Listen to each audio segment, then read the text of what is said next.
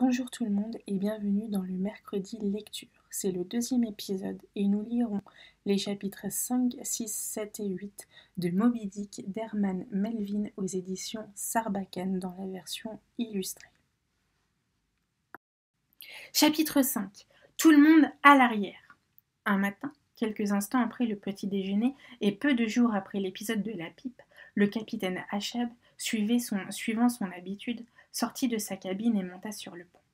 Bientôt, levant son front ridé où se creusait de plus en plus l'empreinte d'une idée fixe, il fit résonner les planches sous son pas ferme et dur. « Tu le vois, Flasque » murmura Stubb à l'oreille du second lieutenant, « ça bouge dans son crâne. Le poussin qui est dedans ne va pas tarder à briser la coquille. » Plusieurs heures passèrent de la sorte. À maintes reprises, Achab regagnait sa cabine, remonta sur le pont. Mais son expression demeurait celle d'un fanatisme exalté. Vers le soir, il s'arrêta près du bastinage, inséra sa jambe d'ivoire dans le trou qui se trouvait le plus près de lui, saisit d'une main un haubans et ordonna à Starbuck un second. « Rassemblez tout le monde à l'arrière. »« Pardon, capitaine ?» fit Starbuck qui croyait mal avoir entendu, car cet ordre n'était jamais donné que dans des circonstances exceptionnelles. « Tout le monde à l'arrière, répéta Achab. Et vous, là-haut, les vigies, descendez. Les vigies, c'est à vous que je m'adresse plus particulièrement. Vous vous souvenez, n'est-ce pas, des ordres que je vous ai donnés à propos de la baleine blanche? Eh bien, ajouta-t-il en levant au-dessus de sa tête un objet brillant, vous voyez cette pièce d'or espagnole? Ce doublon, il vaut 16 $. Puis, se retournant vers Starbuck, passez-moi le maillet qui est là. Dès que Starbuck se fut exécuté, le capitaine Achab s'approcha du grand mat, brandit d'une main le maillet et poursuivit de la même voix vibrante, tout en continuant à monter la pièce d'or. Cette pièce appartiendra à celui d'entre vous qui me signalera le premier une baleine blanche à front ridé, à mâchoire de travers, avec 3 trous dans le côté tribord de sa queue. Et, sur ces mots, il cloua la pièce dans le bois du mat. Enthousiasmés, les marins crièrent à chaque coup de maillet. « Hurrah! Hurrah! Hurrah !» L'opération terminée, Achab jeta l'outil sur le pont et conclut en ces termes. « Vous avez bien entendu, les gars? Une baleine blanche, crevez-vous les yeux pour me la trouver. Il me la faut absolument. » À ce moment, Tashtego, l'Indien, s'avança d'un pas et dit « Cette baleine dont vous parlez, capitaine, n'est-ce pas celle que d'aucuns appellent Moby Dick ?»« Oui, Moby Dick, hurla le vieil homme.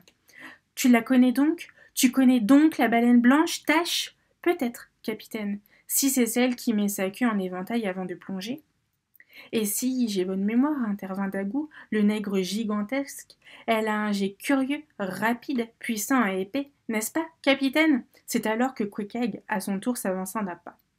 Et elle, avoir beaucoup de harpons dans la peau, n'est-ce pas, capitaine? Demanda-t-il, harpons tordus comme des tire-bouchons, cria le capitaine. Oui, Queequeg, les harpons se tordent dans son corps comme des tire-bouchons. Quant à toi, Daggoo, tu as raison. Son jet est plus rapide, plus puissant, plus épais que celui de n'importe quelle autre baleine. Et toi aussi, Tashtego, tu as raison. Sa queue, lorsqu'elle s'évente, ressemble à un phoque défriché et claquant dans la tempête. Enfer et damnation, les gars. C'est bien Moby Dick que vous avez vu, et c'est bien Moby Dick que vous connaissez. Moby Dick, Moby Dick. Les 3 officiers du bord n'avaient cessé de contempler leur chef avec une surprise gigantesque. Starbuck se détacha de leur petit groupe. Capitaine, fit-il avec l'air d'un homme qui vient d'être frappé d'une idée, n'est-ce pas Moby Dick qui vous a coupé votre jambe? Qui t'a raconté ça? Rugit Achab. Puis, se maîtrisant. Oui, Starbuck. Oui, vous tous, les gars, c'est Moby Dick qui m'a dématé. Oui, c'est à Moby Dick que je suis redevable de ce moignon sur lequel je m'appuie maintenant. Oui, c'est cette maudite baleine blanche qui a fait de moi, pour le reste de mes jours, une espèce de marin d'eau douce.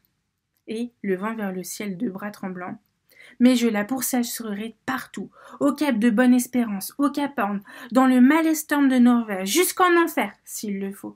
Jamais je ne renoncerai à la détruire. C'est pour cela que vous êtes tous embarqués avec moi. Nous la tuerons ensemble. Je veux la voir rejetée du sang noir par ses évents. Je veux la voir le ventre en l'air. Nous la traquerons jusqu'aux extrémités de la terre. Qu'en dites-vous, les gars? Êtes-vous d'accord? Vous m'avez l'air de gaillard courageux. Et nous vous en donnerons la preuve, capitaine, crièrent ensemble marins et harponneurs. Ils se pressaient de plus en plus autour du vieil homme. Dieu vous bénisse, répondit Achab d'une voix que les sanglots étranglaient. Qu'on aille me chercher une grande mesure de rhum. Nous allons boire à la mort de Moby Dick. Le steward qui, lui ayant remis un grand pot d'étain plein jusqu'au bord, il ajouta. Les harponneurs seront servis les premiers, car ils sont les vrais seigneurs de notre fête. Approchez Queequeg, Tashtego, Daggoo, ensuite les officiers, approchez Starbuck, Stubb, Flash, arrachez à leurs manches les fers de vos harpons et de vos lances. Très bien, et maintenant, orientez la pointe vers le bas. Voilà qui est parfait. Lorsqu'il eut rempli le rhum des fers creux des harpons et ceux des lances, il continua. Saluez ces calices meurtriers, puis videz-les d'un trait.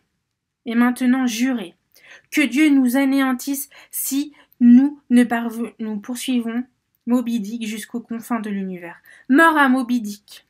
Aux acclamations de l'équipage, les harponneurs et les officiers levèrent les fers de leurs armes et les portèrent à leurs lèvres.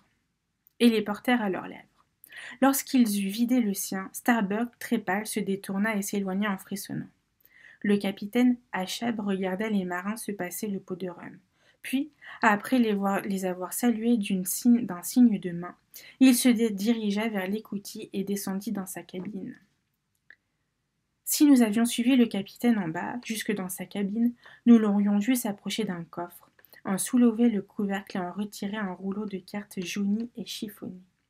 Il les déployait devant lui, sur sa table, dont les 4 pieds étaient vissés dans le plancher. Ensuite, après s'être assis, il les étudia avec attention et, d'un crayon énergique, traça des lignes sur des parties encore vierges. Parfois, il levait la tête, prenait un vieux livre de bord et le consultait pour s'assurer de certains endroits où les navires de jadis avaient signalé, sinon capturé, des cétacés, baleines ou cachalots. Après avoir travaillé de la sorte jusqu'à une heure avancée, il murmura, en passant la main sur son front. Je la cerne de plus en plus. M'échappera-t-elle? Non, c'est impossible. Ses larges nageoires sont percées de trous, dentelés comme des oreilles d'un mouton égaré. À ce moment, son imagination se remettait à délirer, à l'entraîner dans des courses folles qui le conduisaient aux 4 coins de la planète, si bien qu'épuisé et sur le point de perdre connaissance, il lui fallait, pour retrouver ses forces, monter sur le pont et respirer quelques minutes l'air vivifiant du large. Heureux l'homme dont le sommeil n'était troublé par rien et coule comme un ruisseau paisible. Le capitaine Achab, lui, hanté par le désir de tirer une éclatante vengeance de la baleine blanche, dormait les poings crispés et ne s'étonnait plus lorsqu'il s'éveillait de trouver ses ongles enfoncés jusqu'au sang dans les paumes de ses mains. Il avait cependant des instants de froide lucidité. C'était durant l'un de ces instants que, contrairement à la coutume selon laquelle le capitaine d'un ballonnier ne participe pas lui-même aux opérations de pêche, il s'était adjugé la quatrième baleinière, celle qui se balançait à tribord, près du gaillard d'arrière. Et, non seulement se l'était attribué, mais encore avait constitué pour cette baleinière un équipage de 5 hommes basanés qui dirigeaient un certain Fedallah. Ce personnage, dont je n'avais pas remarqué la présence le jour de notre départ, semblait s'être formé des brumes de la mer. De haute taille, il portait une sorte de veste chinoise du même noir funèbre que son visage, ainsi qu'un turban immaculé qui ne le quittait jamais. Il me fallut quelque temps pour découvrir qu'il ne s'agissait pas d'un turban, mais de tresses neigeuses enroulées autour de sa tête. Tout cela, cette baleinière, cet équipage mystérieux, prouvait que le capitaine Achab avait bien l'intention de contribuer lui-même, de sa main, à la destruction de Moby Dick. Chapitre 6. Le jet fantôme. Les jours, les semaines passaient sans incident notable. À la bonne allure, le Pégode avait sillonné l'Atlantique en tous sens, des Açores à Sainte-Hélène, de Sainte-Hélène à l'embouchure du Roi de la Plata, de l'embouchure du Roi de la Plata jusqu'à cette zone assez vague, située au sud de Sainte-Hélène, est appelée Carol Grund. Ce fut, dans les eaux du Carol Grund, par une nuit calme et lumineuse, une nuit que troublait seul le moule dérangement des vagues, que l'une de nos vigies aperçut tout à coup, droit devant nous et à quelque distance du bouillonnement de notre étrave, un jet argenté qu'éclairait les rayons de la lune. On aurait dit, scintillant et casqué de plumes blanches, un dieu émergeant des profondeurs de la mer. Ce fut Fadela qui, le premier, signala sa présence. Par les nuits claires, il avait coutume, en effet, d'aller se percher dans la hune et d'y surveiller toutes les surfaces visibles de l'Atlantique. Lorsque les hommes de l'équipage l'entendèrent crier « Là-bas, regardez, elle souffle !» ce fut comme s'ils venaient de percevoir les accents triomphants de la trompette du jugement dernier. Et chacun souhaita qu'on mît à profit cette occasion pour lancer enfin les ballonnières. 2 secondes plus tard, le capitaine Achab apparaissait sur le pont. De son pas rapide et heurté, il gagna le gaillard derrière et ordonna de déferler perroquet, catawa, bonnette. Il plaça à la barre le meilleur timoigné du bord, envoya des vigies supplémentaires dans les nids de pie. De longues heures, le Pégode, poussé par un vent assez fort, marcha bon train sous les étoiles, et dans un silence qui rompait seul le bruit fait par le capitaine en martelant le pont avec sa jambe d'ivoire. Cependant, cette nuit-là, nul ne revit le jet argenté, mais tous les marins étaient prêts à jurer qu'ils l'avaient aperçu. Le surlendemain, à la même heure, les vigies le signalèrent de nouveau. Chacun put le contempler pendant un temps assez long. Néanmoins, lorsqu'on mit le cap sur lui, il se volatilisa comme la première fois. Et, nuit après nuit, ce fut la même chanson. Le jet fantôme se dressait tout à coup sur les flots et se dissipait presque aussitôt, tel un songe. Plusieurs voulurent cesser d'y prêter attention, mais la plupart continuaient à se poser des questions à son sujet. Et, tous, sans rien dire, nous avions l'impression qu'il cherchait à nous intriguer, à nous entraîner plus loin, à nous attirer peut-être dans quelque piège incompréhensible. Une crainte vague, mais tenace, s'était emparée de nous. Et cette frayeur s'accourut encore lorsque nous entendîmes hurler les bourrasques du cap, et que nous nous fûmes secoués par les larmes énormes et troubles. Maintenant, le Pégode avait toujours volontaire, toujours rageur, foncé dans la tempête en s'inclinant sous ses coups de butoir. Tout le jour, les copeaux blanchâtres de l'écume roulaient sur le pont. Chaque matin, des essaims entiers de corbeaux de mer volaient autour de notre mâture et se posaient sur nos vergues, où, malgré nos menaces, ils demeuraient perchés, considérant sans doute notre navire comme une épave déjà à la dérive. Sous nos yeux, l'océan haletait à la manière d'un être angoissé et bourrelé de remords. Cap de Bonne-Espérance, dit-on aujourd'hui. Pourquoi a-t-on cessé de l'appeler comme autrefois, à juste titre, le cap des tempêtes? Aussi longtemps que les éléments se déchaînèrent contre nous, le capitaine assura le commandement. Plus sombre encore qu'à l'ordinaire, il adressait à peine la parole à ses officiers. Sa jambe d'ivoire, plantée dans un trou de taillère, sa main cramponnée à l'un des haubans, il restait des heures immobile, le regard fixé devant lui, les cils chargés de neige ou de grésil. Au sud du cap de Bonne-Espérance et au large des lointaines îles Crozet, c'est-à-dire dans une zone particulièrement favorable aux pêcheurs des baleines, nous aperçûmes un jour la haute silhouette d'un voilier, l'Albatros. Juché à ce jour-là dans un nid de pie du mat de Misaine, ce fut l'un des premiers à pouvoir contempler, spectacle saisissant pour le novice que j'étais alors, un ballonnier qui n'avait pas vu son port d'attache depuis longtemps et croisé au grand large. Il avait l'air d'un squelette de morse.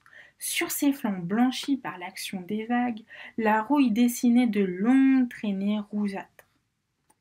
Ses épars et son gréement ressemblaient à des branchages grenés de givre. Seules ses basses voilées étaient déferlées. Quant à ceux de ses matelots, perchés en vigie dans les nids de pie de ces 3 mâts, ils formaient un bien curieux tableau, avec leurs vêtements en lambeaux et leurs barbes broussailleuses. Lorsque l'Albatros passa tout près de notre poupe, une voix, celle du capitaine Achab, se leva soudain de notre gaillard d'arrière. « Ohé, du navire, avez-vous vu la baleine blanche ?»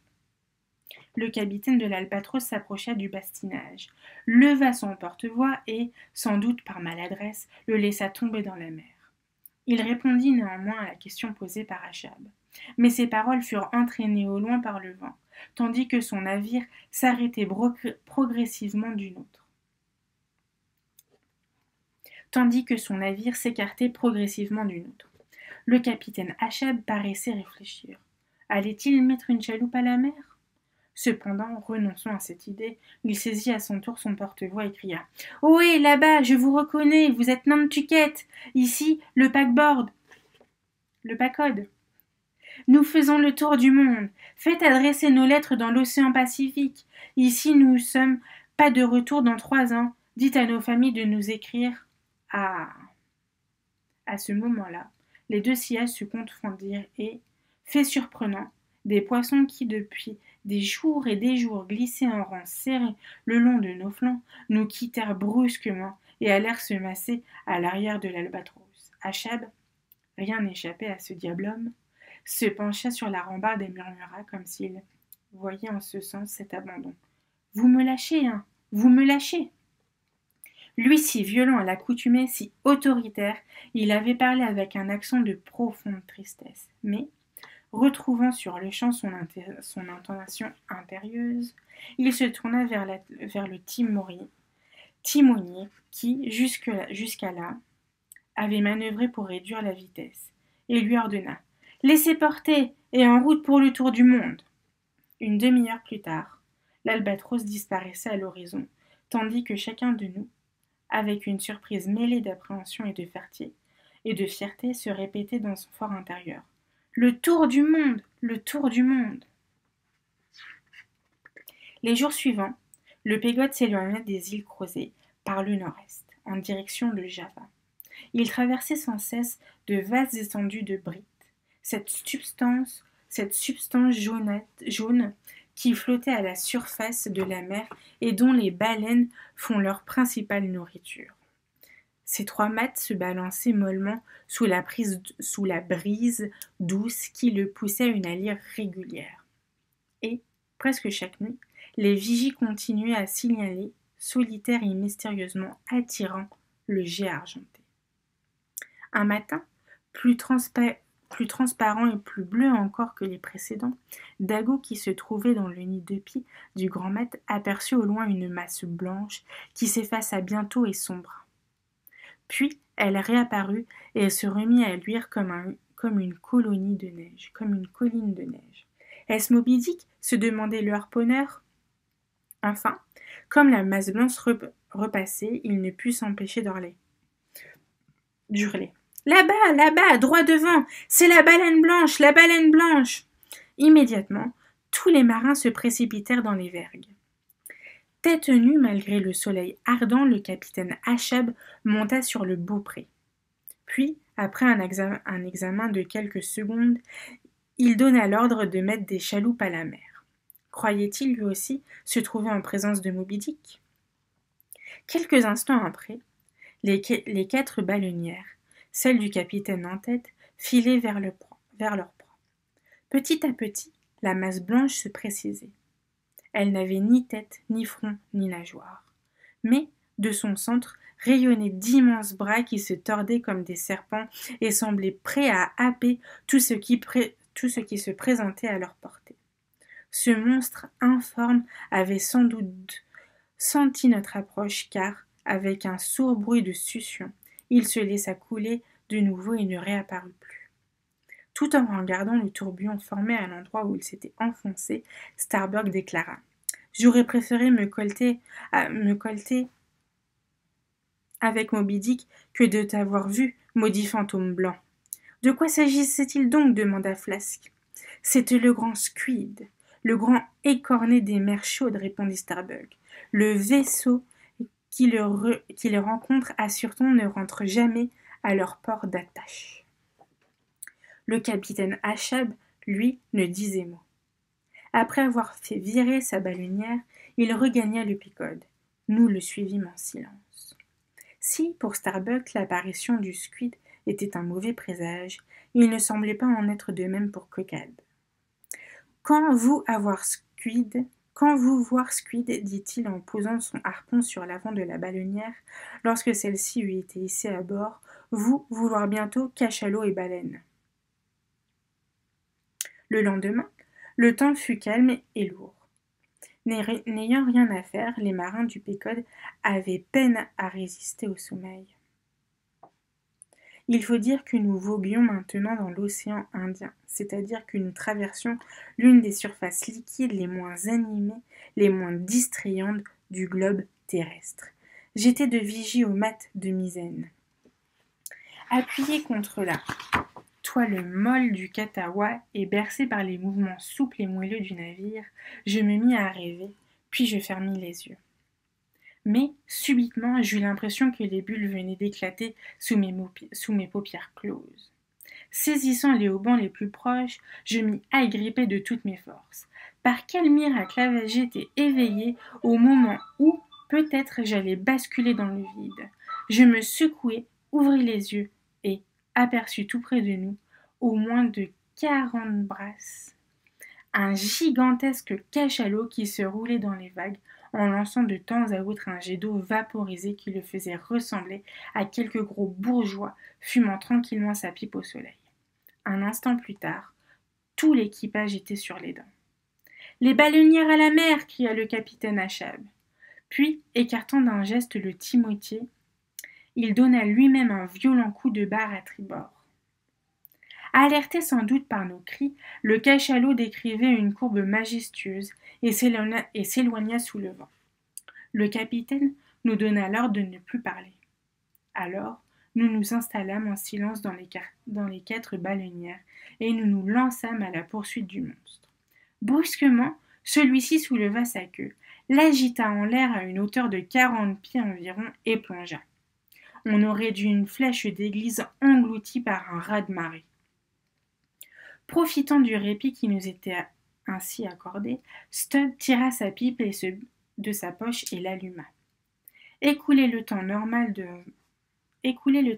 sa plongée, le cachalot réapparut à l'avant de la baleinière commandée par le fumeur et assez loin des 3 autres. Dès ce moment, le premier lieutenant pensa « Il est à moi !» et, s'adressant à ses compagnons, « Suivez-le, les gars, mais ne vous pressez pas outre mesure. Toi, Teshtago, garde ton sang-froid. Les choses, tu vas les voir, vont se passer le mieux du monde. » Tout en parlant, il tirait de sa pipe, bouffée sur bouffée. Wouhou! C'était l'Indien qui, pour répondre au premier lieutenant, lançait des cris de guerre de sa tribu. Yi-hi! Hurla Dagu de la baleinière voisine. Kalakoulou! Cette fois, c'était Québec qui, naturellement, se trouvait dans les mêmes baleinières que moi. Les 4 embarcations bondissaient, tanguaient, fendaient les lames. Soudain, Stubb se dressa et cria « À toi, Teshtago !» Dès que l'Indien eut lancé son harpon, le premier lieutenant ajouta « Maintenant, les gars, sciez partout !» Les rameurs s'arrêtèrent, levèrent leurs avirons et, ensemble, commencèrent à nager en sens contraire. Alors, Stubb se mit à dérouler la ligne fixée à un robuste tambour et, au moment où la baleinière était entraînée à une vitesse qui croissait de seconde en seconde, le premier lieutenant et son harpeur changèrent de place, c'est-à-dire que Stubb alla se placer à l'avant tandis que Teshtago s'asseyait près du tambour. La ligne se tendait de plus en plus. La baleinière ne glissait pas sur les flots, elle volait. Enfin, au bout de combien de temps, le cachalot ralentit son allure. « Ferme, les gars !» rugit Stubb. Avec habileté, il vira, alla se placer au flanc au flanc du cachalot et, posant le genou sur le plat-bord, il brandit sa lance et se mit à frapper le cétacé à coups redoublés. À chacun de ces commandements, la baleinière reculait pour ne plus se trouver prise dans les remous provoqués par le monstre. L'instant d'après, toujours au commandement, elle revenait à la charge. Plus près, plus près, hurla Stubb en brandissant de nouveau sa lance. Cette fois, la baleinière se rangea tout contre le flanc de la prodigieuse masse de chair agonisante. Stubb y plongeait sa lance avec une énergie surhumaine. Atteint enfin au cœur, le cachalot roula sur lui-même avec tant de violence que la baleinière dut encore reculer. Puis ses redoutables convulsions se firent plus espacées, plus lentes. Lorsqu'elles eurent cessé tout à fait, Dragou, debout dans une baleinière voisine, dit à Stubb : « Il est mort !» »« Oui, répondit le premier lieutenant, il a cessé de fumer sa pipe. Moi aussi, d'ailleurs. » Et, en tirant sa pipe de sa bouche, il en écarquilla les cendres dans les flots, en contemplant d'un air pensif le formidable cadavre qu'il venait de faire. Attelant 3 des baleinières en flèche, nous commençâmes à remorquer lentement notre trophée. Nous étions 18 hommes aux avirons, c'est-à-dire 36 bras, ou, si l'on préfère, 180 doigts et pouces. Pourtant, il nous fallait plusieurs heures pour couvrir la distance qui nous séparait du Pécode. La nuit tomba. 3 fanaux, placés à la différente hauteur sur l'un des mâts du navire, éclairaient notre marche. Un autre se balançait par-dessus le bastinage. En approchant, nous constatâmes qu'il était tenu par le capitaine Achab lui-même. D'un œil vide, il regarda quelques secondes le cachalot, donna l'ordre de l'arrimer pour la nuit et, après avoir remis son fanal au marin placé le plus près de lui, gagna l'écoutille conduisant à sa cabine. Il ne devait réapparaître que le lendemain matin. Bientôt, les marins lancèrent par les sabords de lourdes chaînes. Une demi-heure plus tard, le cachalot était solidement attaché le long du navire, la queue vers la proue, la tête vers la poupe, comme c'était la coutume. Dans l'ombre de la nuit, le Pécode et sa proie avaient l'air de 2 bœufs colossaux accouplés au même joug. Puis Stubb, après avoir commandé cette opération d'un bout à l'autre, s'approcha de Dragou et lui dit avec une intonation joyeuse, car il était encore dans l'ivresse de sa victoire : « Saute par-dessus le bastinage et va m'en couper une bonne tranche dans la queue. » Il importe de souligner que le premier lieutenant, comme nombre de pêcheurs du Nantucket, était friand de la chair des grands cétacés, surtout lorsqu'elle provenait de la partie qu'il avait indiquée. À minuit, la tranche était non seulement coupée, mais cuite. Éclairé par les 2 fanaux, Stubb utilisait le cabestan comme une table, commença à se régaler.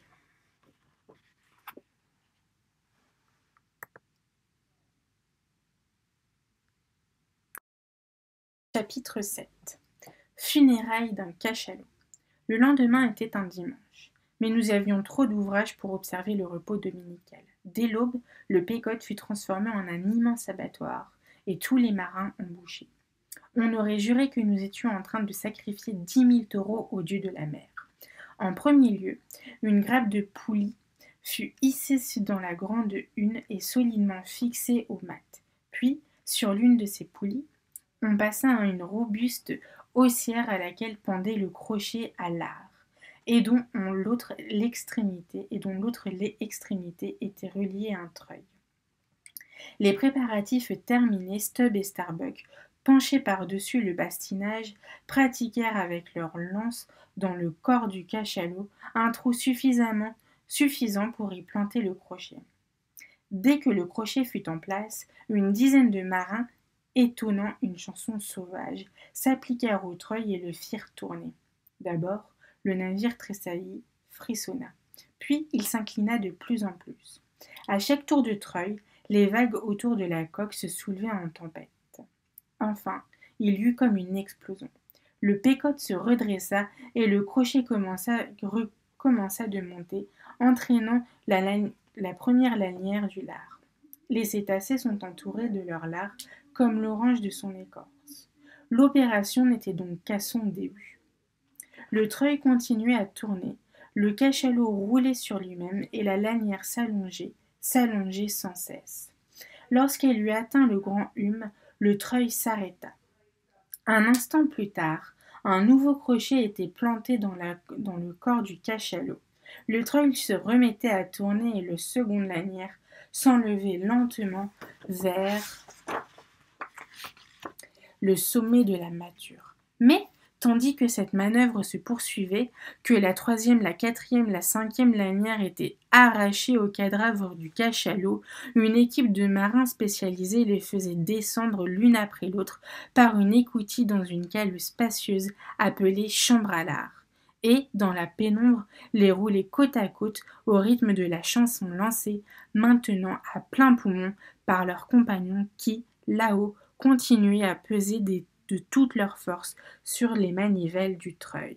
« Allez les chaînes et laissez filer la carcasse !» Les crochets, les poulies et le treuil ont fait leur devoir. Après avoir pelé le cachalot, on l'a décapité et sa tête sanglante a été pendue au flanc du pécode, comme Judith avait attaché à sa ceinture la tête du géant Holoferne. Un fantôme blanc, colossal et informe, tout ce qui reste du cétacé, s'éloigne lentement dans les flots où tourbillonnent les requins insatiables. Des centaines d'oiseaux de proie le survolèrent en criant et achevèrent de le déchiqueter de leurs becs acérés comme des poignards. 1 heure plus tard, vers midi, la carcasse n'était plus qu'une tache indiscrète sur l'horizon. Mais, sur le pont désert, régnait maintenant un silence de funérailles. Tout à coup, le capitaine Achab surgit de son écoutille, se pencha par-dessus le bastinage et contempla longuement la tête monstrueuse accrochée au flanc du navire. « Parle! Dis-moi ton secret, murmura-t-il. Toi qui plonges au plus profond des océans, toi qui pour le temps n'a pas de sens, toi qui as vu tant de croisières triomphantes, mais aussi de tant de naufrages, parle, je t'en prie, dis-moi. » Il s'interrompit brusquement. En effet, l'une des vigies venait de crier « Un navire en vue !» « Un navire, répéta le capitaine Achab en se redressant. Où est-il ? Par tribord avant, capitaine. Et il fait route sur nous. En effet, le nouveau venu se dirigeait à bonne allure vers le Pécode. Il s'agissait du Gérodane, un autre ballonnier de Nantucket. Lorsqu'il fut à proximité, il mit une chaloupe à la mer. Cependant, quand son capitaine, un nommé Mayou, vit que nous nous apprêtions à descendre notre échelle de coupée, il déclara « Inutile, nous avons une épidémie à bord. Je ne veux donc avoir aucun contact avec vous. » Il arrêta sa chaloupe à quelques brasses du Pécode.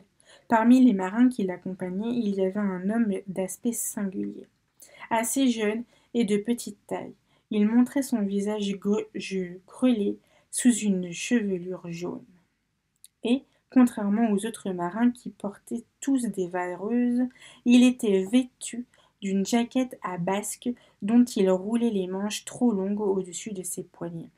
Dès qu'il l'eut reconnu, Stott s'écria « Mais ma parole, c'est Gabriel, le toquet du Jéroboam !»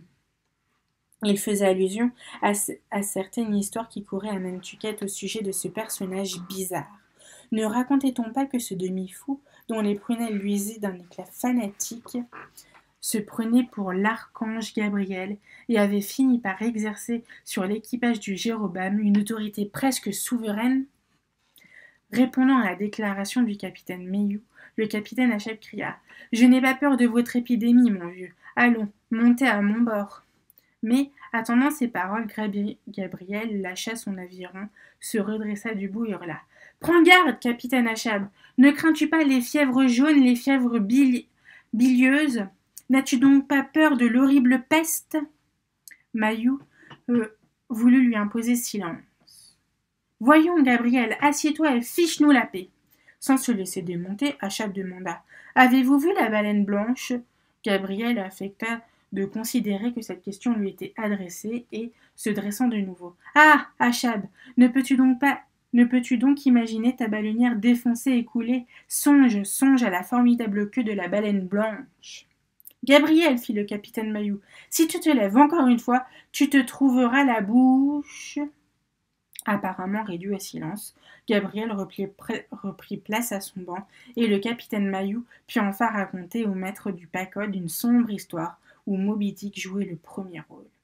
Oui, dit-il, 2 ans après notre départ de Nantucket, nous avons aperçu Moby Dick, la baleine blanche. Massu, mon second, brûlait de se mesurer à elle. Lorsque je lui eus donné mon accord, il persuada 5 hommes de l'accompagner dans sa baleinière. Puis il poussa au large, mais dut louvoyer longtemps avant de pouvoir s'approcher du monstre, lequel plongeait dès qu'un harpon eût été planté dans sa chair. Massu, sûr déjà de son triomphe, attendait pour l'achever à coups de lance. Qu'il dégaina reparaître. Mais, soudain, une masse blanche surgit trop près de la baleinière et, d'un puissant coup de queue, précipita dans les flots mon malheureux second. Je dois reconnaître qu'avant son départ, Gabriel, ici présent, avait prédit à Massu qu'il courait à sa perte. Mayou avait terminé son récit. Alors, Achab lui posa de nombreuses questions au sujet de cet accident déplorable. Si bien que le capitaine du Jérobam ne put s'empêcher de lui demander « Avez-vous donc, vous aussi, l'intention de vous attaquer à Moby Dick ?» « Oui, répondit Achab. Mais Gabriel, qui s'était tenu coi pendant le récit de son capitaine, se dressa pour la 3e fois et reprit avec véhémence, en pointant vers Achab un index prophétique. Songe, songe à Massu, ce blasphémateur qui dort aujourd'hui au fin fond de l'océan. Voudrais-tu partager son sort? Achab haussa les épaules. Un instant plus tard, sur l'ordre du même Gabriel, la baleinière faisait force de rame vers l'autre rive. Après cet intermède, nous nous remîmes à descendre les lanières du lard du cachalot par l'écoutille et à les rouler dans la cale. Chapitre 8. La jeune fille. Dans quelques eaux croisions-nous maintenant? Je ne saurais le dire avec précision. Sans doute dans les parages des Indes. Bref, au jour marqué par le destin, nous rencontrâmes un baleinier de Brême, la jeune fille, capitaine d'Éric de Bire. Pour quelle raison semblait-il si désireux de nous présenter ses respects? Il s'arrêta et mit à la mer une baleinière qui s'avança rapidement vers nous. À l'avant de l'embarcation, et paraissant donner des signes d'impatience, se tenait le capitaine d'Éric de Bire. Qu'y a-t-il donc dans la main? Qu'a-t-il donc dans la main? Demanda Starbuck en montrant un objet que l'Allemand brandissait. Je dois me tromper, on dirait, vous savez bien, l'un de ces entonnoirs qui servent à remplir les lampes. Non, ce n'est pas cela, répondit Stubb, c'est une cafetière. Ne voyez-vous pas près de lui une bouilloire qui doit être pleine d'eau chaude? Il vient tout simplement faire notre café. Il y a tout de même des braves types sur les océans. C'est Starbuck qui a raison, intervient Flasque. C'est le capitaine de la jeune fille, brandit, c'est bien, un entonnoir, et près de lui il y a un bidon à huile. Il n'y a pas d'huile et il vient nous prier de lui en donner. Dès que le capitaine d'Éric de Bire fut monté sur le pont du Pécode, Achab, sans accorder la moindre attention ainsi qu'il tenait à la main, le bombarda de questions au sujet de Moby Dick. Mais l'Allemand, après lui avoir fait comprendre qu'il n'avait jamais aperçu la baleine blanche et que les baleines ordinaires elles-mêmes semblaient se faire de plus en plus rares depuis quelques mois, s'empressa d'ajouter « Je n'ai plus d'huile, seriez-vous assez aimable pour m'en donner? Je ne voudrais pas, ce soir, comme la nuit dernière, être obligé de me coucher dans l'obscurité. » Son bidon rempli, il redescendit dans la baleinière. Cependant, au moment où il allait remonter sur le pont de la jeune fille, les vigies des 2 navires signalèrent des baleines. D'Éric de Bire, désireux de mettre à profit sur-le-champ cette occasion, ne prit même pas la peine de se débarrasser du bidon d'huile. Il fait virer sa baleinière et se lança sur la poursuite des Lévitans, tandis que ses marins descendirent les 3 autres baleinières de la jeune fille. Ceux du Pécode s'empressèrent eux aussi de mettre à l'eau 3 de leurs embarcations de combat. Mais il leur fallut se rendre à l'évidence. Les Allemands avaient sur eux une avance considérable. Il y avait 8 baleines. Conscientes du danger qu'elles couraient, elles filaient sous le vent à toute vitesse et en si bon ordre qu'on aurait dit des chevaux attelés. Leur sillage, un large parchemin qu'elles semblaient dérouler interminablement sur la surface des flots. La dernière baleine, plus lente et sans doute plus vieille que les autres, faisait penser à une énorme vache bossue. Son jet était court, pesant, laborieux, son dos incrusté d'innombrables coquillages jaunâtres. De temps à autre, elle décrivait d'étranges embardées et paraissait sur le point de perdre le contact avec ses sœurs. Soudain, la raison de ces embardées nous apparut clairement. La baleine n'avait plus qu'un moignon à la place de sa nageoire droite. « Attends un peu, ma mignonne !» lui cria le cruel petit Flasque en montrant la corde placée près de lui. « Je vais te donner une écharpe pour le bras blessé. » « Ne faites pas le malin !» s'écria Starbuck, « et ne perdez pas un instant, sinon ce sont les Allemands qui l'auront. » En effet, les 7 embarcations se dirigeaient toutes vers la même baleine, non seulement parce qu'elle était la plus grosse, mais aussi parce qu'elle était la plus lente, et par conséquent la plus facile à atteindre. Les 3 baleinières du Pécode avaient rattrapé celle de la jeune fille, du moins celles qui avaient été mises les dernières à la mer. Car le capitaine Béric de Bire, lui, tenait toujours la tête. Et il était si sûr de son affaire que, dans un geste moqueur, il se retournait de temps à autre en agitant son entonnoir. Maintenant, les 3 baleinières du Pécode, dans un élan magnifique, progressaient de front. Mais le capitaine de la jeune fille demeurait en tête. Allait-il gagner cette folle course ? Une fausse manœuvre anéantit ses espoirs. Sans rime ni raison, l'un des rameurs rompit la cadence et, en redescendant ses avirons, faillit faire chavirer la baleinière. Derrick Dubert l'injuria copieusement, tandis que Starbuck, Stubb et Flash poussaient des cris de triomphe et profitaient de ce répit pour rattraper l'animal. La baleine fuyait en dressant la tête.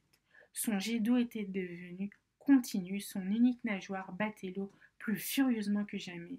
Ses embardées se multipliaient. Craignant d'être frustré par sa proie, l'Allemand donna un ordre à son harponneur. Mais au moment où celui-ci allait exécuter cet ordre, Quingek, Tachetego et Digou se dressèrent comme des ressorts à la proue des baleiniers américaines. Leurs harpons sifflèrent, passèrent par-dessus la tête du harponneur de Derrick de Bière et allèrent se planter dans le corps de la baleine. Il y eut un terrible remous, prit un nuage d'écume aveuglant. Dans la confusion qui s'ensuivit, les 3 baleiniers du Pécode bousculèrent celle de la jeune fille et projetèrent par-dessus bord Béric de Bire lui-même et son harponneur. Mais la baleine ne fit qu'une course relativement brève. Elle s'arrêta, plongea. Les 3 baleinières s'arrêtèrent à leur tour. Chaque harponneur, prêt à toute éventualité, tenait sa ligne à 2 mains. Le monstre allait-il plonger sa descente et attirer au fond de la mer les fragiles embarcations ? Tout à coup, les 3 lignes, maintenant perpendiculaires, se mirent à vibrer. « Attention, les gars, elle bouge !» cria Starbuck. Puis, après quelques secondes, il ajouta « Tirez, tirez, elle remonte !» Les harponneurs tirèrent sur les lignes, les laissant retomber à leurs seuls pieds en rouleaux reluisants. Et bientôt, à moins d'une embâclure, la baleine réapparut. À ces mouvements, il était facile de comprendre qu'elle était presque épuisée. Les baleinières s'approchèrent. On la cribla de coups de lance, mais, bien qu'elle fût déjà percée de nombreuses blessures, elle continuait à projeter par ses évents de l'eau vaporisée et non du sang, preuve qu'elle n'avait pas été atteinte dans ses organes essentiels. Comme elle roulait sur elle-même, on s'aperçut qu'elle portait au flanc une protubérance de la grosseur d'un boisseau. « Tiens, je vais la piquer là !» s'écria Flasque. « C'est un bon endroit, semble-t-il. » Toujours humain, Starbuck lui dit « Inutile, de toute façon, elle n'en a plus pour longtemps. » Mais il avait parlé trop tard. Déjà la lance avait fait son œuvre. Au moment où par cette nouvelle blessure, un sang épais commençait à jaillir, la baleine, rendue furieuse par la douleur, se jeta sur les embarcations et endommagea même celle de Flasque. Cependant, elle était frappée à mort. Comme elle menaçait de couler, Starbuck donna l'ordre de lui passer plusieurs filins, après quoi, lentement et avec d'infinies précautions, les 3 baleinières la remorquèrent jusqu'au Pécode. Lorsqu'elle eut été arrimée le long du navire et que commencèrent les opérations des dépeçages, nous découvrîmes, avec quelle surprise, que son corps contenait non seulement un harpon entièrement rouillé, mais aussi une tête de flèche en pierre. Qui lui avait lancé cette flèche et à quelle époque? Sans doute un Indien du nord-ouest, longtemps avant que les premiers Colombons eussent mis les pieds sur le continent américain.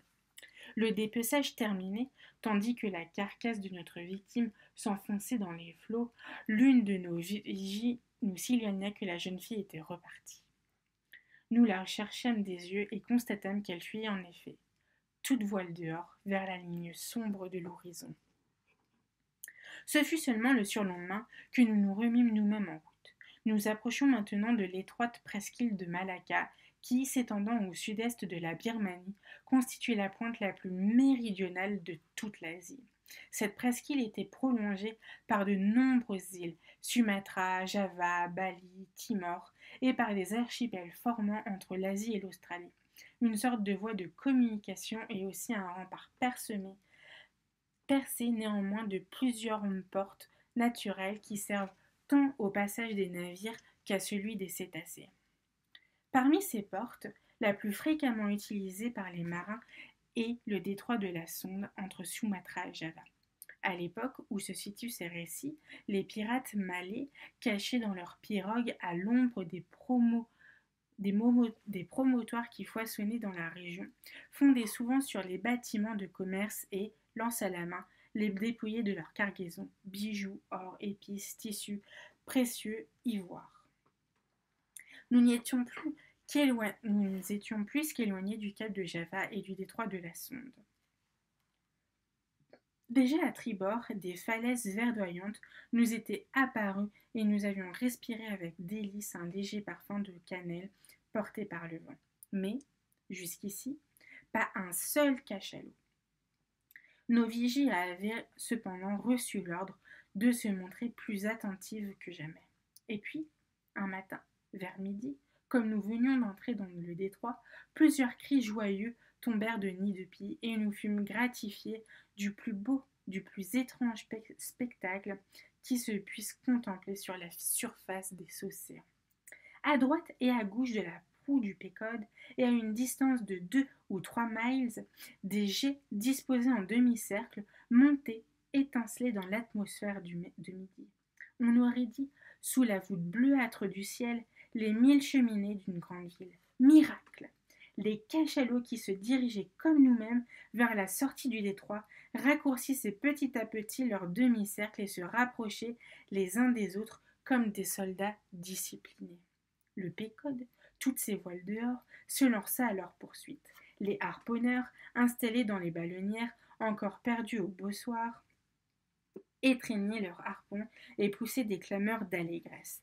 N'était-il pas certain de tuer plusieurs au moins de ces bêtes? D'autre part, pourquoi Moby-Dick ne serait-elle pas trouvée au milieu de ce troupeau, comme l'éléphant blanc dans le cortège du roi de Siam? Personne ne pouvait l'affirmer, mais personne non plus n'aurait pu penser le contraire. Aussi, Katawa, bâtonnette, rien ne semblait superflu pour tenter de rattraper le demi-cercle des jets vaporeux.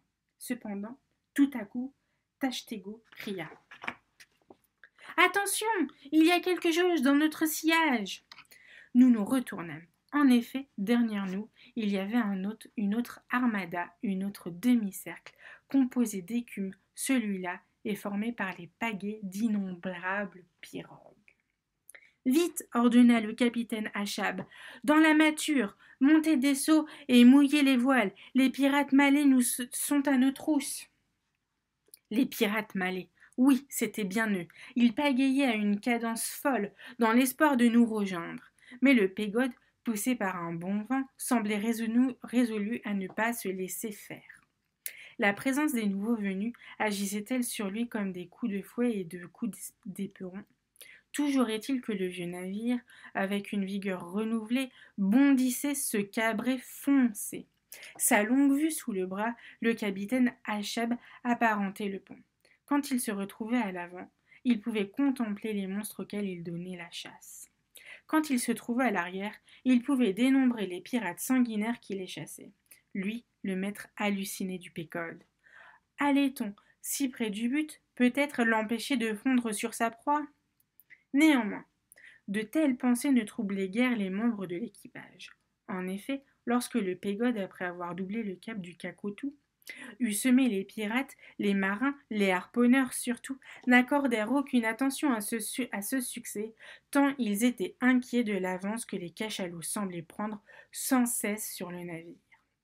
Mais ils ne tardèrent pas à se rassurer en constatant que les grands cétacés, sans doute fatigués par cette course interminable, ralentissaient leur allure. Un quart d'heure plus tard, le capitaine Achab donnait l'ordre de mettre 3 ballonnières à la mer. Nous étions à 1 million environ de cachalots. Ceux-ci eurent-ils conscience du danger auquel ils étaient exposés? Brusquement, ils serrèrent les rangs et se remirent à fuir de plus belle. Pour tout vêtement, nous n'avions gardé que nos chemises et nos pantalons. Voyant que notre proie allait de nouveau nous échapper, nous tirâmes sur nos avirons avec une énergie redoublée. La poursuite dura encore plusieurs heures. Nous allait-il falloir, après tant d'efforts, abandonner et faire demi-tour? Cependant, nous remarquâmes dans le troupeau une sorte d'hésitation généralisée. Puis ce fut le désordre. Les cachalots, si disciplinés jusque-là, s'élançaient dans toutes les directions, décrivant des zigzags, des cercles irréguliers, et n'étaient même plus que des jets épais et courts. Certains, comme paralysés, s'étaient même arrêtés complètement et flottaient à la dérive. C'était la panique, cette étrange et incompréhensible panique qui fait fuir 50 bisons devant un cavalier ou qui, dès qu'une voix a crié « Au feu !» précipite tous les spectateurs d'une salle de théâtre vers les portes donnant accès à l'extérieur.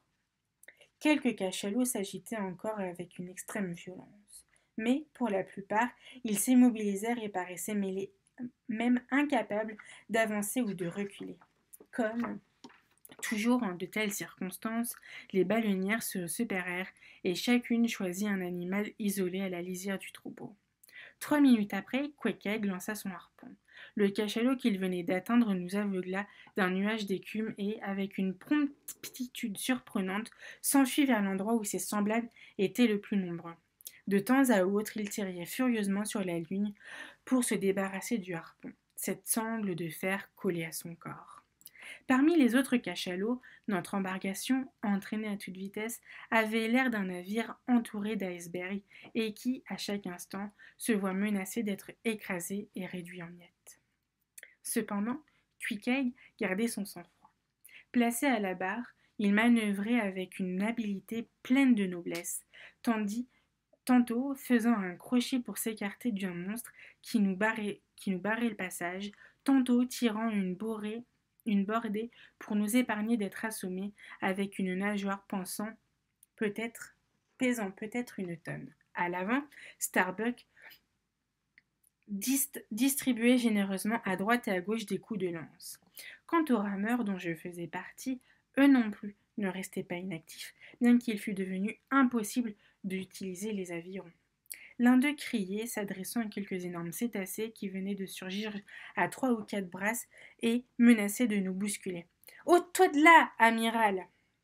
Un autre avisant un vieux mâle qui, tout près de nous, semblait s'éventrer sur sa formidable queue, hurlait à s'en rompre les cordes vocales. « Alors quoi, tu veux notre mort? Bas la queue, je te dis, bas la queue !» Toutes les ballonnières portent des engins bizarres, inventés par les Indiens de Nantucket et appelés drugs. Le drug est formé de 2 blocs de bois soudés l'un à l'autre. Entre ces pièces de bois est fixée une ligne pourvue à son extrémité libre d'une boucle à laquelle on peut en quelques secondes assujettir un harpon. Cet engin n'est employé que que lorsqu'on se trouve, comme c'était le cas ce jour-là, au milieu d'un troupeau de cachalots affolés.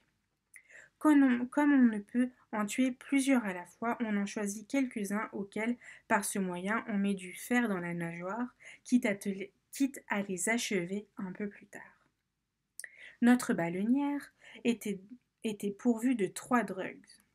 Le premier et le second furent lancés avec succès et nous pûmes suivre du regard les 2 cachalots atteints, tandis qu'ils s'enfuyaient en remorquant les lourds flotteurs.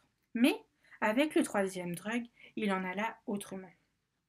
Avant de franchir le plat bord de notre embarcation, le bloc de bois accrocha au passage l'un des bancs, l'arracha d'une seule secousse et précipita l'un des rameurs sur le plancher de l'embarcation. Immédiatement, l'eau se rua par les planches disjointes et, pour l'arrêter, il nous fallut boucher tous les trous avec des chiffons. Il nous aurait été impossible de lancer nos drugs si, à mesure que nous pénétrons plus avant dans les troupeaux, le cachalot qui nous remorquait avait petit à petit réduit sa vitesse. Puis, au moment où nous y attendions le moins, le harpon de Queequeg, sans doute mal fixé, se détacha du corps de la bête. Et nous y découvrîmes en panne, au beau milieu d'une sorte de cirque enchanté. L'eau sur laquelle nous dérivons était parfaitement calme. Cependant, qu'autour de nous, à une assez grande distance, les cachalots formaient cercle. Certains étaient immobiles, mais d'autres, par groupes de 8 ou 10, galopaient en rond, tous comme des chevaux de cirque. Comment nous échapper? Comment franchir ce mur vivant? Force nous était d'attendre qu'une brèche s'y introduisît.